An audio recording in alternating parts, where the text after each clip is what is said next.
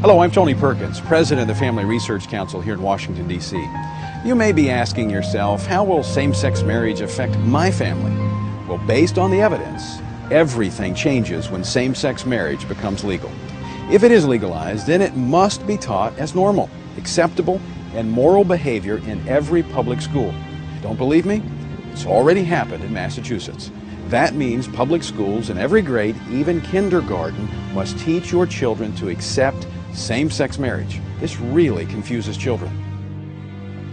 David, appreciate you and Tanya inviting us to come into your home. I've been looking forward to sitting down and talking to you about this because I think this is such an important story, and I think parents need to know what's happening in our schools. The beginning of 2005, our son Jacob was going into kindergarten, and he came home with a diversity book bag. And in the diversity book bag was a book entitled Who's in a Family by Robert Scutch, and that introduces children to same-sex households. Now, wait a minute, let me be clear. Your son is in kindergarten. Yes. And he was given a book about homosexuality and marriage? Yes.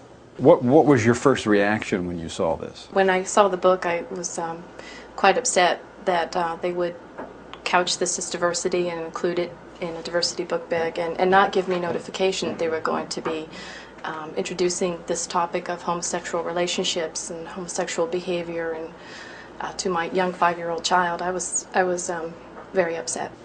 I have the book right here. Who's in a Family? It introduces children to such things as Clifford and her dad's partner Henry. This is what they sent home with your 5-year-old? That's correct, Tony. After the diversity book bag came home, we realized that the intention of the administrators and teachers was to affirm these relationships and gay marriage in the minds of children. When we went into the school, what we requested is parental notification when these issues are brought up by adults within the school, and the option to opt our child out of this type of indoctrination. Said we didn't think, number one, it was appropriate to discuss that with our 5-year-old, and that if we ever felt it was necessary to have that discussion with our son, we would choose the timing and the manner in which to discuss it with him. And then she said, well, she had checked with the administrators and they had said that this was not a parental notification issue, and in fact that any adult in the school could discuss homosexual families and homosexual issues with our children. One of the reasons they give is they said same-sex marriage is legal in Massachusetts, therefore we can broach it anytime with your child.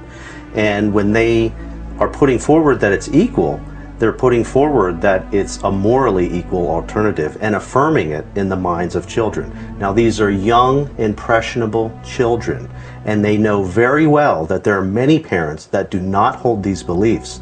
But irrespective of that, in an intolerant manner and in an aggressive manner, they are putting forward that we as parents do not even have the right to know what they're saying to our children. So when she would not acknowledge our parental rights in this area, we then went to our Judeo-Christian beliefs and our faith and said, well, you wish to affirm homosexuality to our son. You're presenting that which is sin as though it is not to our son, and we cannot allow that. And at that point she reiterated, this is not a parental notification issue.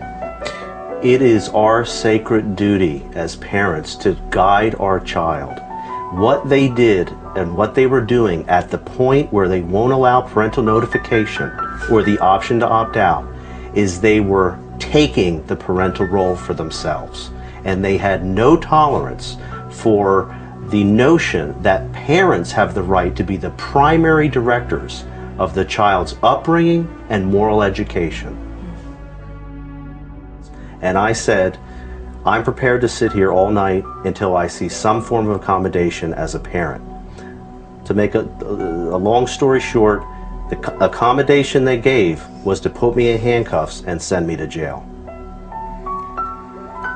I couldn't believe that they were willing to arrest my husband because my husband and I just wanted parental notification. We want to raise our